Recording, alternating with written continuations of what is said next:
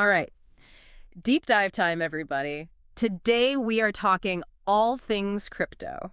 Buckle up. Should be a wild ride. It really should. Bitcoin price predictions going crazy. Ethereum is, doing its Ethereum thing. Oh, and apparently now you can pay taxes with crypto. It's a brave new world out there.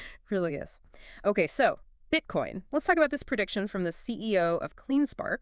Says Bitcoin could hit $200,000 in the next 18 months. Ambitious. Yeah, to say the least. Especially since, and I think most people who have even heard of Bitcoin know, it's not exactly known for its stability. Yeah, volatile is putting it mildly, really. I mean, we've seen the price of Bitcoin do some pretty crazy things over the years. Remember back in, 2017, when it went on that massive bull run Oh, yeah. and then crashed back down to earth just as quickly? So, yeah, a $200,000 Bitcoin isn't impossible, but, big but, a lot of things would have to go right. Like what? Give us the rundown. Well, first, you'd need to see even more institutional adoption, like way more. Think major corporations, hedge funds, even governments, all deciding to park a chunk of their money in Bitcoin. Okay, so basically everyone jumping on the bandwagon at once. Pretty much. And then there's the whole regulatory landscape. Governments around the world are still trying to figure out what to do with crypto. One wrong move, one big regulatory crackdown could send the price plummeting. Oh, for sure. Regulations could make or break it, huh? Absolutely. And then, of course, there's always the risk of, well, let's just call it market shenanigans, manipulation, things like that, that could really throw a wrench in the works. Makes sense.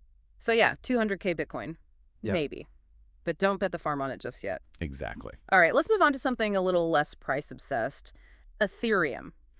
Specifically, Vitalik Buterin's been talking about, Ethereum alignment suggestions? Yeah, he's basically trying to keep the Ethereum community from splintering. Yeah. It's important, right? For any crypto project to succeed, especially one as big as Ethereum, everyone needs to be rowing in the same direction.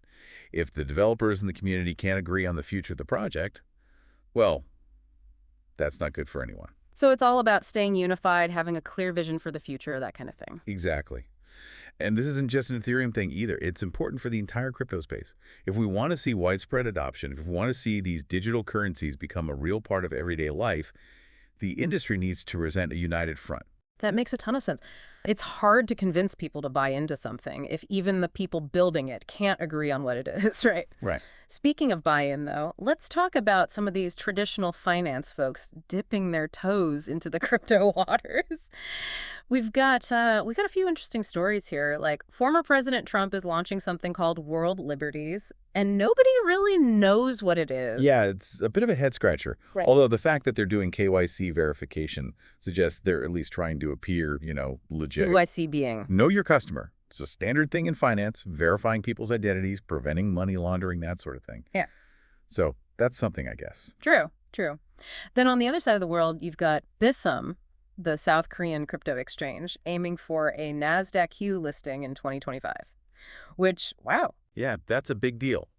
Going public on NASDAQ, that's a huge step for any crypto company. It says, hey, we're here, we're for real, take us seriously. So it's like they're trying to put on a suit and tie and fit in with the Wall Street crowd. Exactly.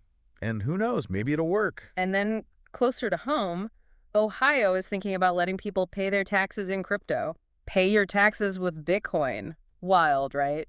It's definitely an interesting development. It shows how crypto is slowly but surely working its way into the mainstream. I mean, first, it was just this fringe thing that nobody really understood. Now you've got former presidents launching crypto projects, exchanges getting listed on NASDAQ, and states accepting it for tax payments. It's kind of amazing when you think about it, how far things have come. It really is. Although, not everyone's thrilled about crypto's rise. We have to talk about this case in the UK. Someone got convicted for running an unlicensed Bitcoin ATM. Yeah, and that's kind of a landmark case.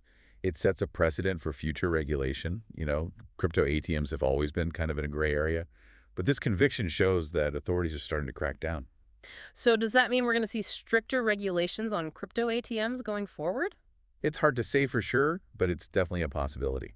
And it raises some interesting questions about accessibility. Like, if these regulations become too strict, will it make it harder for people to actually get their hands on crypto? It's a good point. Definitely something to watch. Okay, so let's recap.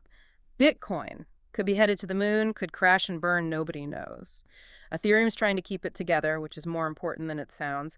And meanwhile, the rest of the world, governments, institutions, they're all trying to figure out what to do with this whole crypto thing. It's a fascinating time to be watching this space. It really is. And on that note, that's all the time we have for today's Crypto Deep Dive. But here's a little something to ponder.